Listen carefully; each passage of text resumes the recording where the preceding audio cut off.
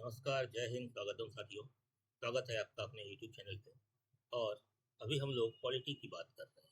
BPSC pre के लिए हम लोग पॉलिटी को देख रहे हैं और पॉलिटी को देखने के क्रम में हम लोगों ने पॉलिटी को भाग 4 तक देख लिया था। तो हम लोगों ने क्या क्या देख लिया? हम लोगों ने संघ और उसका राज्य क्षेत्र देख लिया, हम लोगों ने नागरिकता देख ली, हम लोगों ने मौलिक अधिकार देख लिए, हम लोगों ने डीपीएसपी देख लिया और फिर हम लोगों ने जो मौलिक कर्तव्य थे उनको भी देख लिया। आज से हम नए भाग की शुरुआत करेंगे, भाग 5। आज से हम लोग भाग 5 प्रारंभ करेंगे। और भाग 5 में क्या है? तो भाग 5 में है संघ की कार्यपालिका।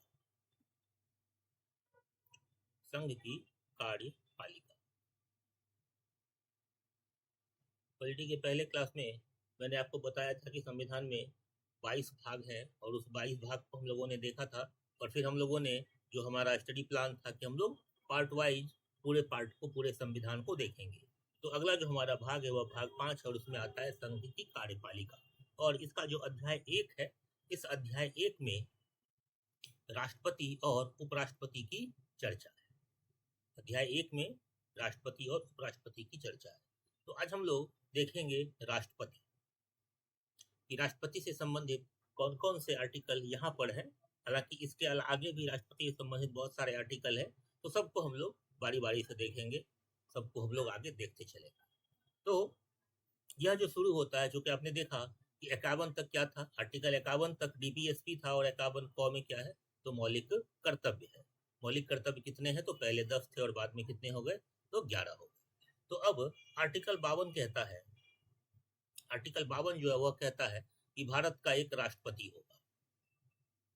भारत में एक राष्ट्रपति होगा और राष्ट्रपति कैसा होगा? तो वह देश का प्रथम नागरिक होगा। आर्टिकल 52 के हिसाब से देश में एक राष्ट्रपति होगा और राष्ट्रपति जो है वह भारत का प्रथम नागरिक होगा। फिर आर्टिकल 53 कहता है कि संघ की सभी कार्यपालिकीय शक्ति जो है वह किसमें निहित होगी? तो वह निहित होगी राष्ट्रपति में।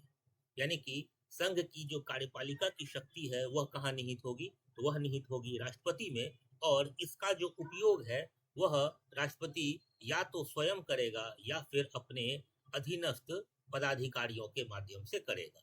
शक्ति का उपयोग जो है वह राष्ट्रपति या तो स्वयं करेगा संविधान के अनुसार या फिर अपने अधीनस्थ पदाधिकारियों के माध्यम से करेगा। यहाँ पर एक चीज ध्यान रखिएगा, इसी आर्टिकल से संबंधित एक बार सवाल किया गया था कि प्रधानमंत्री की जो शक्तियां हैं वह संविधान में कहाँ वर्णित है, किस आर्टिकल में वर्णित है। एक बार प्री का सवाल है कि जिस तरह से आर्टिकल 53 जो है वह राष्ट्रपति की शक्तियों को बताता है, तो उसी तरह से प्रधानमंत्री की शक्तियां किस आर्टिकल में?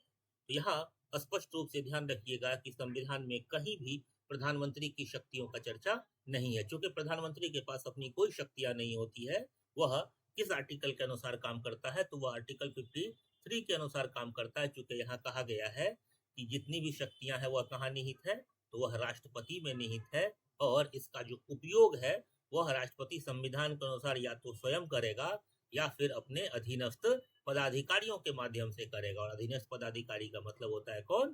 तो प्रधानमंत्री।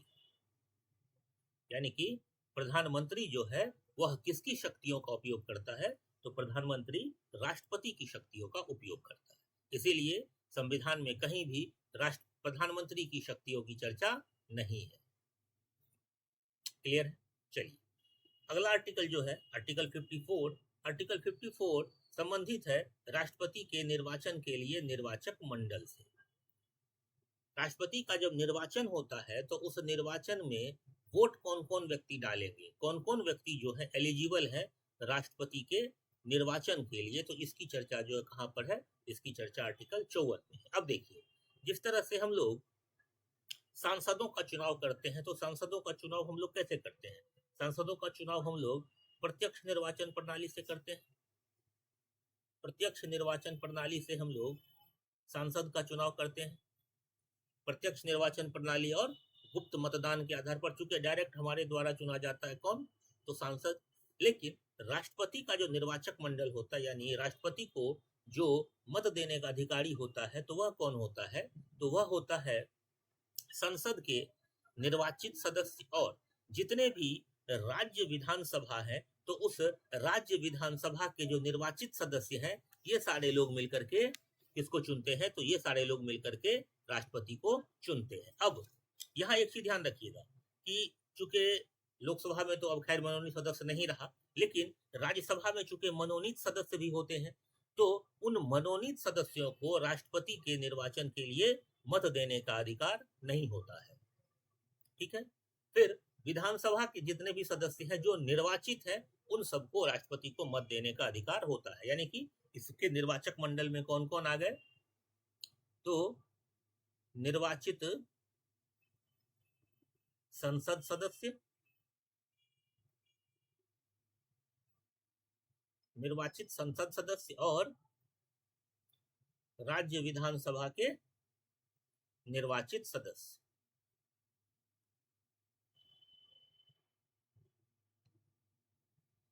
तो ये सारे लोग जो हैं मिलकर के राष्ट्रपति को वोट देते हैं, ये सारे लोग राष्ट्रपति के निर्वाचक मंडल में शामिल होते हैं। अभी तक क्या था कि यह जो दिल्ली थी और पुदुचेरी ये दोनों चूंकि यूटी है और यहाँ हालांकि विधानसभा भी है, तो एक संविधान संशोधन लाया गया 1992 में, 1992। संविधान संशोधन कौन सा था, तो यह संविधान संशोधन था 70वां 70 संविधान संशोधन 1992 में लाया गया। तो इसके बाद क्या कर दिया गया कि दिल्ली और पुदुचेरी विधानसभा के जो निर्वाचित सदस्य हैं उनको भी राष्ट्रपति के निर्वाचक मंडल में सम्मिलित कर लिया गया। तो अब राष्ट्रपति के निर्वाचक मंडल में ये लोग भी शामिल हैं। ठीक है, और उसके बाद अभी हाल में देखते हैं 2019 की घटना है जब जम्मू कश्मीर को दो भागों में बांट दिया गया। तो जम्मू कश्मीर चूंकि अब यूटी हो गया तो और जम्मू कश्मीर में भी विधानसभा है तो वहां के भी जो निर्वाचित सदस्य हैं उनको भी राष्ट्रपति के निर्वाचक मंडल में एज इट इज रहने दिया गया। तो अब ये सारे लोग भी जो है राष्ट्रपति के निर्वाचक मंडल में सम्मिलित हैं। क्लियर है, तो राष्ट्रपति के निर्वाचक मंडल में ध्यान रखिएगा कि जितने भी सांसद हैं जो कि निर्वाचित हैं और विधानसभा के जितने भी निर्वाचित सदस्य हैं वो सारे लोग मिलकर के राष्ट्रपति को वोट देते हैं, राष्ट्रपति के निर्वाचक मंडल में शामिल होते हैं। क्लियर है, फिर अगला आर्टिकल है आर्टिकल 55। यह कहता है कि राष्ट्रपति के निर्वाचन की रीति, यानी राष्ट्रपति का जो निर्वाचन होगा वह किस तरीके से होगा। तो राष्ट्रपति का निर्वाचन आपको पता होगा कि एकल संक्रमणीय मत के द्वारा अनुपातिक प्रतिनिधित्व प्रणाली से होता है। इसको हम लोग समझते हैं कि एकल संक्रमणीय मत क्या होता है और अनुपातिक प्रतिनिधित्व प्रणाली क्या होता है। देखिए, अनुपातिक प्रतिनिधित्व कहने का मतलब है कि हर अनुपातिक प्रतिनिधित्व,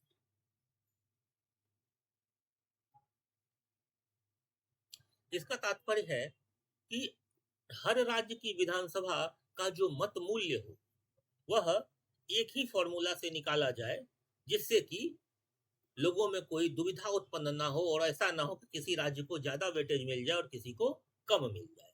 तो इसमें क्या होता है, इसको निकालने का जो फॉर्मूला होता है कि किसी राज्य की विधानसभा का जो एक निर्वाचित सदस्य है उसका मत मूल्य क्या है, तो वह निकाला जाता है राज्य की कुल जनसंख्या,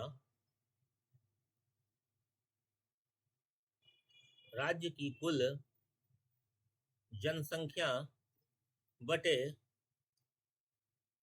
विधानसभा के कुल निर्वाचित सदस्य,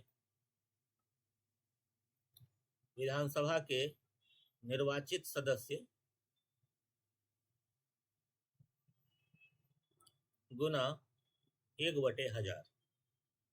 यह जो फॉर्मूला है, इस फॉर्मूला से किसी भी राज्य के विधानसभा में जो एक विधायक का मत मूल्य होता है वह निकाला जाता है। जैसे इसको ऐसे समझिए कि मान लेते हैं कि किसी राज्य की जो जनसंख्या है वह 5000 है, मान लिए। फिर यहाँ पर जो विधानसभा के कुल निर्वाचित सदस्य हैं वह कितने हैं, तो वह 50 है, गुना 1/1000। यह निकालने का फॉर्मूला है और इसके आधार पर हम निकाल लेते हैं कि यहाँ जो मत मूल्य है वह कितना है। तो मत मूल्य कितना हो गया, तो 1/10 हो गया। यह इसके एक विधायक का मत मूल्य हो गया। क्लियर है।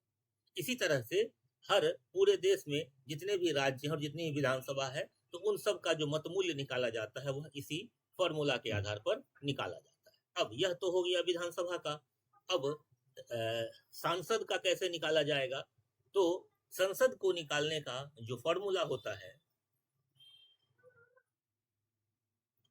वह फॉर्मूला ऐसा होता है कि कुल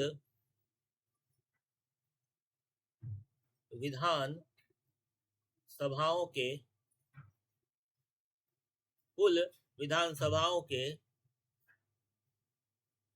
सदस्यों का मत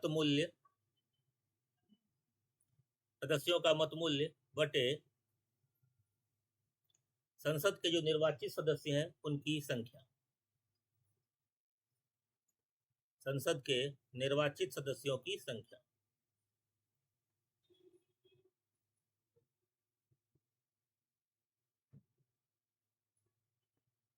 कहने का मतलब है कि देश में जितने ही विधानसभा है उन सब विधानसभाओं के सदस्यों का मत मूल्य, अभी आपने देखा कि विधानसभा के सदस्य का मत मूल्य कैसे निकालते हैं, उसी तरह से हर स्टेट के विधानसभा का मत मूल्य निकालेंगे, उन सब को ऐड कर देंगे तो वह हो जाएगा राज्य देश के सभी विधानसभाओं के कुल सदस्यों का मत मूल्य, और उसको भागा दे देंगे कितने से? तो संसद के जितने भी निर्वाचित सदस्य हैं, संसद कहने का मतलब लोकसभा और राज्यसभा दोनों में जितने भी निर्वाचित सदस्य हैं उनको अगर भागा दे देंगे तो यह संसद के एक सदस्य का मत मूल्य आ जाएगा। तो इस तरह से यह जो पद्धति है इसी को हम लोग कहते हैं, इस पद्धति को हम लोग क्या कहते हैं? तो इसको कहते हैं अनुपातिक प्रतिनिधित्व प्रणाली। इसी के आधार पर मत मूल्य निकाला जाता है। अब इसमें दूसरा टर्म जो है वह टर्म क्या है? तो वह टर्म है एकल संक्रमणीय मत। वह टर्म है एकल संक्रमणीय मत। यह एकल संक्रमणीय मत कहने का मतलब होता है कि जितने भी निर्वाचक मंडल में सदस्य हैं उन सबको वोट करने का अधिकार तो सिर्फ एक है, सब लोग एक ही वोट करेंगे। लेकिन मान लेते हैं कि राष्ट्रपति के लिए कुल 5 उम्मीदवार खड़े हैं, राष्ट्रपति के लिए कुल 5 उम्मीदवार खड़े हैं, A B C D E F.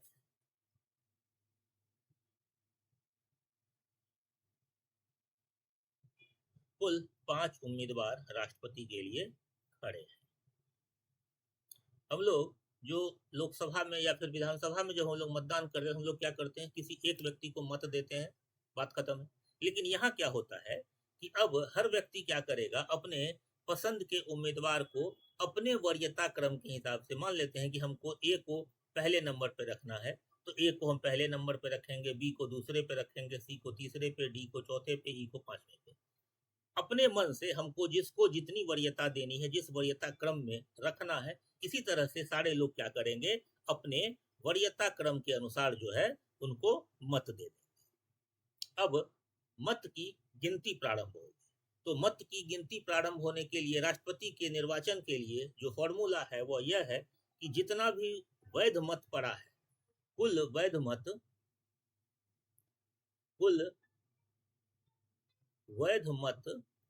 बटे 2+1, यानी कि आधा से एक ज्यादा जिसको मिलेगा वही विजयी होगा। अब यहाँ क्या होगा कि मान लेते हैं कि पहला राउंड का गिनती खत्म हो गया और इसमें किसी को भी मत जो है वह आधा से अधिक नहीं पड़ा। तो अब क्या होगा कि मत की गिनती हो गई। अब जिस उम्मीदवार को सबसे कम मत प्राप्त होगा तो उसका मत जो है वह क्या किया जाएगा? वह बाकी उम्मीदवारों के मत में जोड़ दिया जाएगा। मान लेते हैं ई को सबसे कम मत पड़ा तो ई का मत जो है वह बाकी उम्मीदवारों के मत में जोड़ दिया जाएगा और फिर से गिनती, दूसरे चक्र की गिनती प्रारंभ होगी। अगर इस बार भी कोई विजयी नहीं हुआ तो फिर से जिसको सबसे कम मत पड़ा है उसको फिर से अगले में जोड़ दिया जाएगा। यह क्रम तब तक चलता रहेगा जब तक कि किसी एक व्यक्ति को न्यूनतम कोटा जो है जीतने का, यानी कि आधा प्लस 1 वह प्राप्त ना हो जाए। और जैसे ही किसी व्यक्ति को यह मत प्राप्त हो गया उसी समय गिनती रोक दी जाएगी और उस व्यक्ति को विजयी घोषित कर दिया जाएगा। क्लियर है? तो इस तरह से राष्ट्रपति का जो होगा वह क्या होगा? तो निर्वाचन होगा। यही है आनुपातिक प्रतिनिधित्व प्रणाली और एकल संक्रमणीय मत, इसी के आधार पर भारत का राष्ट्रपति जो है वह निर्वाचित होता है। आगे देखते हैं, अगला जो आर्टिकल है आर्टिकल 56, यह किस चीज की चर्चा करता है? तो यह चर्चा करता है राष्ट्रपति की पदावधि की, यानी कि राष्ट्रपति जो है वह कब तक पद पर बना रहेगा, इसकी चर्चा कौन करता है? तो इसकी चर्चा आर्टिकल 55 करता है। यह कहता है कि राष्ट्रपति पद ग्रहण करने की तिथि से 5 वर्ष तक अपने पद पर बना रहेगा। हालांकि अगर राष्ट्रपति चाहे तो वह उपराष्ट्रपति के नाम अपना त्यागपत्र देकर के कभी भी अपने पद को त्याग सकता है, लेकिन वह 5 वर्ष तक राष्ट्रपति पद के लिए योग्य है, वह अपने पद पर बना रह सकता है। अगर राष्ट्रपति अपने पद पर बना है और उसका कार्यकाल खत्म हो रहा है या खत्म हो चुका है, तो वह तब तक अपने पद पर बना रहेगा जब तक कि उसका उत्तराधिकारी आकर के पद ग्रहण ना कर ले। यानी कि अगर किसी राष्ट्रपति का कार्यकाल खत्म हो गया और अभी तक राष्ट्रपति का चुनाव नहीं हुआ है, तो वह तब तक अपने पद पर बना रहेगा जब तक राष्ट्रपति का दोबारा चुनाव ना हो जाए और दूसरा व्यक्ति जो है वह राष्ट्रपति का पदभार ग्रहण ना कर ले। क्लियर है? अगला जो है वह है आर्टिकल 57। यह कहता है कि पुनर्निर्वाचन के लिए पात्रता। संविधान जो है राष्ट्रपति के पुनर्निर्वाचन पर मौन है। यहाँ पर संविधान में कुछ नहीं कहा गया है। इसका मतलब है कि कोई भी व्यक्ति कितनी भी बार भारत में राष्ट्रपति के लिए निर्वाचित हो सकता है। जैसे अमेरिका में है कि 2 टर्म के बाद कोई व्यक्ति राष्ट्रपति नहीं बन सकता है, लेकिन भारत में संविधान ऐसा कुछ नहीं कहता है। संविधान यहाँ पर मौन है और यहाँ कहता है कि राष्ट्रपति जो है वह कितनी भी बार इस पर चुनाव लड़ सकता है, राष्ट्रपति कितनी भी बार राष्ट्रपति बन सकता है। क्लियर है? फिर अगला जो है, अगला आर्टिकल है 58, आर्टिकल 58। यह कहता है कि राष्ट्रपति पद के लिए योग्यताएं क्या क्या होनी चाहिए, एलिजिबिलिटी क्या क्या है, जिससे कि कोई व्यक्ति राष्ट्रपति पद पर चुनाव लड़ सके, राष्ट्रपति बन सके। तो पहला तो है कि वह भारत का नागरिक होना चाहिए। जो राष्ट्रपति है वह भारत का नागरिक होना चाहिए। फिर कहता है कि कम से कम 35 वर्ष की आयु पूरी होनी चाहिए, यानी कि 35 वर्ष से कम उम्र का व्यक्ति राष्ट्रपति नहीं बन सकता है। फिर वह लोकसभा सदस्य निर्वाचित होने की योग्यता रखता हो, यानी कि लोकसभा सदस्य निर्वाचित होने की जो भी क्राइटेरिया है, जो भी योग्यताएं हैं, वह भी इस व्यक्ति के पास होनी चाहिए। उसके बाद कहता है कि किसी लाभ के पद पर ना हो। किसी लाभ का पद कहने का मतलब ये है कि वह किसी नौकरी में ना हो। जैसे मान लेते हैं वह कहीं का राज्यपाल है या फिर वह राष्ट्रपति है, वह कोई मंत्री है। अगर ये सारी चीजें हैं तो ये सारे पद जो है वह लाभ के अधीन पद में नहीं आते हैं। इन सब पर पद पर रहते हुए भी वह चुनाव लड़ सकता है। हालांकि जिस दिन वह जीत जाता है तो बाकी चीजों के, मान लीजिए कि वह कोई मंत्री है या फिर वह उपराष्ट्रपति है और उसने राष्ट्रपति के लिए नामांकन किया, राष्ट्रपति का चुनाव लड़ा और वह जीत गया, तो जिस दिन वह जीतता है उसी दिन से उसके पिछले पद को खाली समझ लिया जाता है, वह पद उसी दिन से रिक्त समझा जाता है। तो कहता है किसी लाभ के पद पर ना हो तो वह राष्ट्रपति चुनाव लड़ने के लिए योग्य है, वह भारत का राष्ट्रपति बन सकता है। यहां तक क्लियर है? फिर आर्टिकल 59, आर्टिकल 59, आर्टिकल 59 कहता है कि राष्ट्रपति की परिलब्धियां व भत्ते, यानी कि राष्ट्रपति का जो वेतन है और भत्ता है। तो अभी तक जो है 2018 से पहले तक राष्ट्रपति का जो वेतन भत्ता है वह कम हुआ करता था, लेकिन 2018 में एक नया संविधान संशोधन अधिनियम लाया गया जिसका नाम है कि राष्ट्रपति का वेतन भत्ता एवं पेंशन अधिनियम 2018। अब इसके हिसाब से राष्ट्रपति को पेंशन दिया, मतलब राष्ट्रपति को जो वेतन भत्ता परिलब्धियां है वह दिया जाता है। हालांकि राष्ट्रपति के बारे में कहा गया है कि राष्ट्रपति बिना किसी किराया दिए शासकीय आवास के उपयोग का हकदार होगा, यानी कि राष्ट्रपति भवन का जो उपयोग करता है राष्ट्रपति, तो उसके लिए उसको कोई भी किराया नहीं देना होता है। और एक चीज ध्यान रखिएगा कि राष्ट्रपति का जो वेतन होता है वह भारत की संचित निधि से दिया जाता है।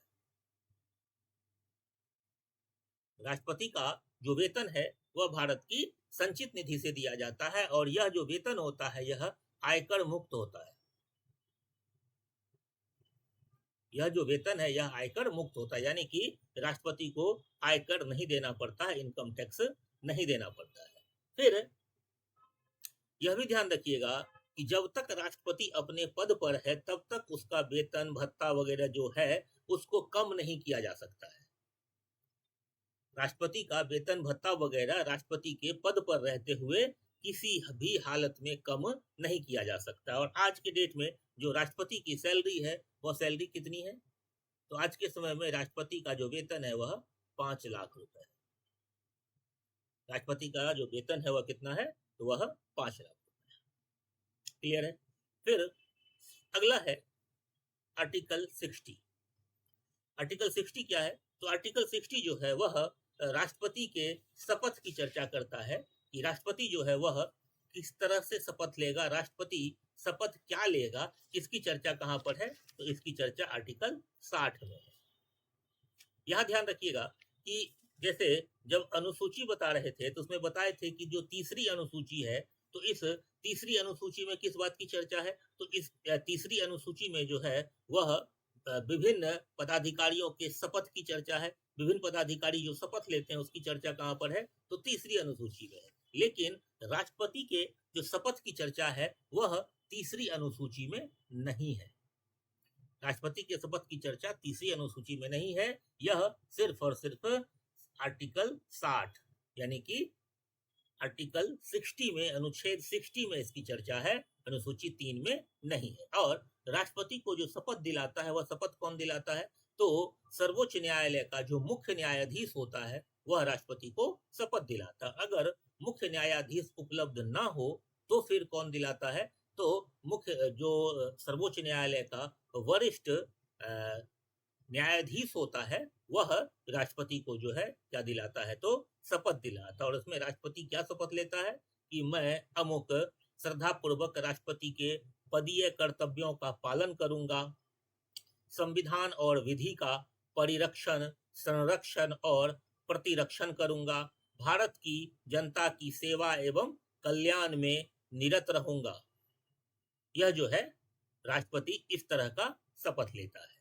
और शपथ कौन दिलाता है? तो सर्वोच्च न्यायालय का मुख्य न्यायाधीश। अगर मुख्य न्यायाधीश अनुपस्थित हो तो जो सबसे वरिष्ठ न्यायाधीश होगा वह राष्ट्रपति को शपथ दिलाएगा। क्लियर है? अगला है आर्टिकल 61, अनुच्छेद 61। इसमें चर्चा है राष्ट्रपति पर महाभियोग की, कि अगर राष्ट्रपति को पद से हटाना हो तो उसका क्या नियम है, राष्ट्रपति को किस तरह से महाभियोग लगा करके पद से हटाया जा सकता है। तो राष्ट्रपति को पद से हटाने का सिर्फ एक ही आधार है, और वह आधार क्या है? संविधान का अतिक्रमण। अगर संसद को ऐसा लगता है कि राष्ट्रपति जो है वह संविधान का अतिक्रमण कर रहा है तो फिर उस पर महाभियोग चलाया जा सकता है। महाभियोग जो चलेगा तो वह संसद के किसी भी सदन में लाया जा सकता है। और जिस दिन यह प्रस्ताव लाया जाएगा उससे 14 दिन पूर्व जो है, उससे कुल 14 दिन पूर्व राष्ट्रपति को सूचित किया जाएगा कि आपके ऊपर महाभियोग लाया जा रहा है। और फिर संसद के किसी भी सदन में राष्ट्रपति के ऊपर महाभियोग लाया जा सकता है। अब इस जो महाभियोग की सूचना है, इस सूचना पर कम से कम 1/4 सदस्य का हस्ताक्षर होना चाहिए। 1/4 सदस्य का हस्ताक्षर होना चाहिए। जिस भी हाउस में लाया गया है, मान लेते हैं राज्यसभा में लाया गया है, तो राज्यसभा का जो स्ट्रेंथ है उसके 1/4 सदस्य का हस्ताक्षर इस सूचना पर होना चाहिए, महाभियोग संबंधी सूचना पर। अब जब यह महाभियोग उस सदन के पटल पर रखा जाता है और अगर यह महाभियोग जो है 2/3 बहुमत से पास हो गया, 2/3 बहुमत से अगर उस सदन में यह पास हो गया, तो फिर क्या किया जाता है कि अब यह जो है महाभियोग का प्रारूप यह दूसरे हाउस को भेज दिया जाता है। अब दूसरे हाउस में राष्ट्रपति स्वयं या फिर अपने किसी प्रतिनिधि के माध्यम से जाएगा और वहां पर अपना स्पष्टीकरण देगा। अब दूसरा हाउस जो है वह इस चीज की जांच करेगा। अब जांच करने के बाद अगर उस हाउस को भी लगता है कि राष्ट्रपति ने अपने संविधान का अतिक्रमण किया है, अब अगर उस हाउस के भी 2/3 सदस्य यानी कि 2/3 बहुमत से उस हाउस में भी यह जो सूचना है पारित हो जाता है, तो उसी दिन से, उसी वक्त से राष्ट्रपति अपने पद से मुक्त समझा जाता है, यानी कि राष्ट्रपति पर महाभियोग सफल हो गया। अब राष्ट्रपति जो है वह अपने पद पर बना हुआ नहीं रहेगा। हालांकि भारत में आज तक किसी भी राष्ट्रपति पर यह जो महाभियोग है, महाभियोग लगा करके किसी भी राष्ट्रपति को आज तक नहीं हटाया गया है, ऐसा कभी हुआ ही नहीं है भारत में। लेकिन महाभियोग लगाने का यही आधार है, अगर उसने संविधान का अतिक्रमण किया हो और फिर जिस हाउस में गया हो महाभियोग, तो पहले राष्ट्रपति को 14 दिन पूर्व सूचित करना है, फिर 1/4 सदस्य का उस पर हस्ताक्षर होना चाहिए। अब अगर वह 2/3 बहुमत से पास करता है तो फिर दूसरे हाउस में जाएगा। अब दूसरा हाउस भी अगर इसको 2/3 बहुमत से पास कर देता है तो राष्ट्रपति उसी समय से अपने पद से मुक्त समझा जाएगा। यहां तक क्लियर है? चलिए आगे बढ़ते हैं। अगला जो हमारा आर्टिकल है वह आर्टिकल है आर्टिकल 62, आर्टिकल 62। आर्टिकल 62 कहता है कि राष्ट्रपति के पद की रिक्तता को भरने के लिए कराया जाने वाला चुनाव एवं उसकी पदावधि संबंधी प्रावधान। यानी कि राष्ट्रपति का पद अगर रिक्त है तो फिर इसको कैसे किया जाएगा। जैसे ऐसे तो कहा जाता है कि राष्ट्रपति का पद कभी रिक्त होता नहीं है, क्योंकि जब तक चुनाव ना हो जाए और राष्ट्रपति का जो उत्तराधिकारी है वह पद ग्रहण न कर ले तब तक पिछला राष्ट्रपति अपने पद पर बना रहेगा। लेकिन कभी कभी सिचुएशन ये हो सकता है कि राष्ट्रपति की मृत्यु हो गई, या फिर राष्ट्रपति को महाभियोग लगा दिया गया, या फिर राष्ट्रपति जो है वह अपने पद से इस्तीफा दे दिया, तो फिर उस आधार पर क्या किया जाएगा। तो उस आधार पर जो उपराष्ट्रपति है उसको भारत का राष्ट्रपति का जिम्मेदारी दे दिया जाएगा। उपराष्ट्रपति जो है वह भारत के राष्ट्रपति का जिम्मेदारी का निर्वहन करेगा और राष्ट्रपति का जो चुनाव है वह 6 माह के भीतर करा लिया जाएगा। 6 महीने के भीतर राष्ट्रपति का चुनाव करवा करके राष्ट्रपति के पद को भर दिया जाएगा। अब कभी कभी यह सिचुएशन भी हो सकता है कि राष्ट्रपति भी ना रहे पद पर और उपराष्ट्रपति भी पद पर ना रहे, तो फिर किस तरह से इस चीज का निपटान किया जाएगा। तो अभी तक में भारत में एक बार ऐसी सिचुएशन हुई है 1969 ईस्वी में। 1969 ईस्वी में 20 जुलाई 1969 से 20 जुलाई 1969 ईस्वी से लेकर के 24 अगस्त 1969 ईस्वी तक यह सिचुएशन भारत में हो चुका है, जब राष्ट्रपति भी अपने पद पर नहीं थे और उपराष्ट्रपति भी अपने पद पर नहीं थे। तब इस वक्त कंडीशन ये होता है कि अगर ये दोनों अपने पद पर ना हो तो फिर जो भारत का मुख्य न्यायाधीश है वह कार्यवाहक राष्ट्रपति के रूप में कार्य करता है। और यह एक बार सिचुएशन भारत में हुआ है। उस समय जो भारत के मुख्य न्यायाधीश थे उनका नाम था एम हिदायतुल्लाह।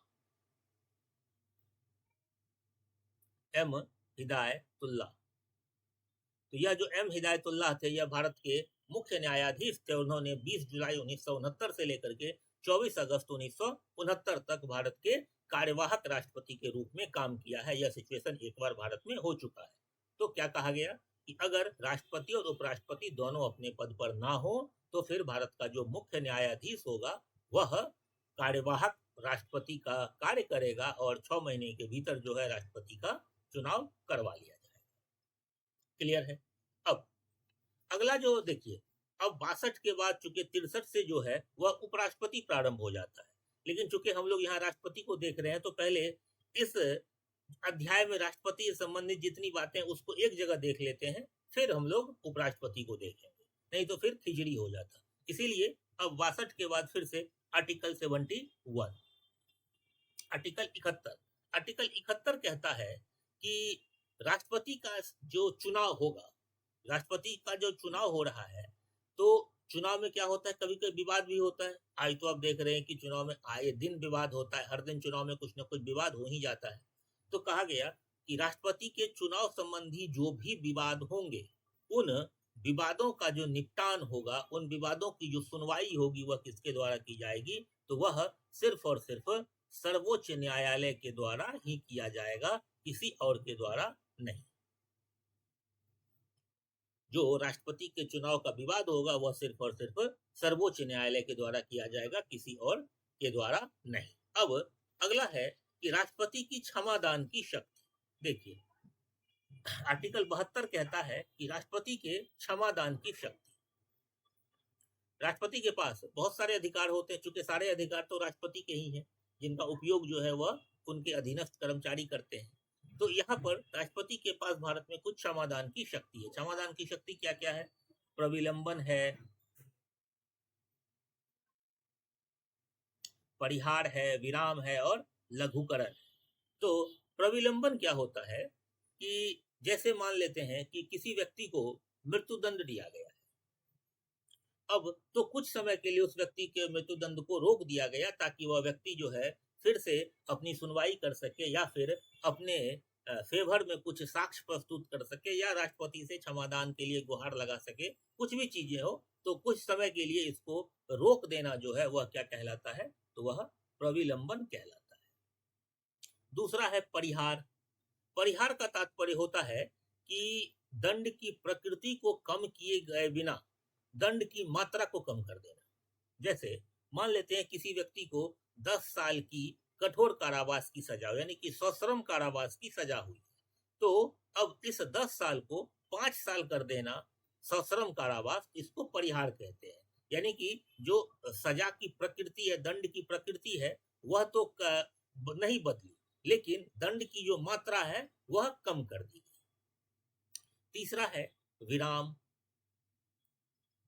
विराम का मतलब होता है कि किसी विशेष कारण से दंड की मात्रा को कम कर दिया जाना।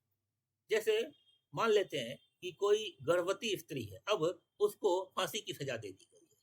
अब चूंकि उस स्त्री के अंदर एक दूसरी जान भी है जो कि निर्दोष है, अब अगर उस स्त्री की मृत्यु होती है तो उस निर्दोष जीव की भी मृत्यु, जो उस निर्दोष जान जो इस स्त्री के गर्भ में पल रही है उसकी भी मृत्यु हो जाएगी। तो अब उसको बचाने के लिए इस मृत्यु दंड को आजीवन कारावास में बदल दिया जाता है, तो इसको कहते हैं विराम। यहाँ पर क्या किया गया कि दंड की प्रकृति को बदल दिया गया, दंड की मात्रा को कम कर दिया गया। फिर लघुकरण। लघुकरण में क्या होता है कि दंड की प्रकृति और दंड की मात्रा दोनों कम कर दी जाती है, इसको लघुकरण कहते हैं। जैसे कठोर कारावास को, 5 साल के कठोर कारावास को 2 साल के साधारण कारावास में बदल देना, यह लघुकरण कहलाता है। और यहाँ पर राष्ट्रपति के क्षमा से तात्पर्य है कि अगर राष्ट्रपति किसी को क्षमा दे दिया तो इसका मतलब होता है कि वह पूरी तरह से निर्दोष साबित हो गया, पूरी तरह से व्यक्ति उस स्थिति में आ गया जिस स्थिति में उसने कोई अपराध किया ही नहीं। अगर राष्ट्रपति ने किसी को क्षमा दे दिया, इसका मतलब हो गया कि व्यक्ति अब पूरी तरह से उस कंडीशन में आ गया जिस कंडीशन में उसने कोई अपराध नहीं किया है, वह दंड से पूरी तरह से मुक्त हो गया। तो ये सारी कुछ राष्ट्रपति की क्षमादान की शक्तियां थी जो कि राष्ट्रपति को प्राप्त है। अब इसके बाद हम लोग उपराष्ट्रपति को देखेंगे और फिर अगले अध्याय में राष्ट्रपति और उपराष्ट्रपति दोनों की जो शक्तियां हैं उन सबको अगले अध्याय में देखेंगे। क्लियर है? चलिए फिर मिलते हैं अगले वीडियो में और फिर उन सब चीजों की चर्चा करते हैं। ठीक है, चलिए, धन्यवाद।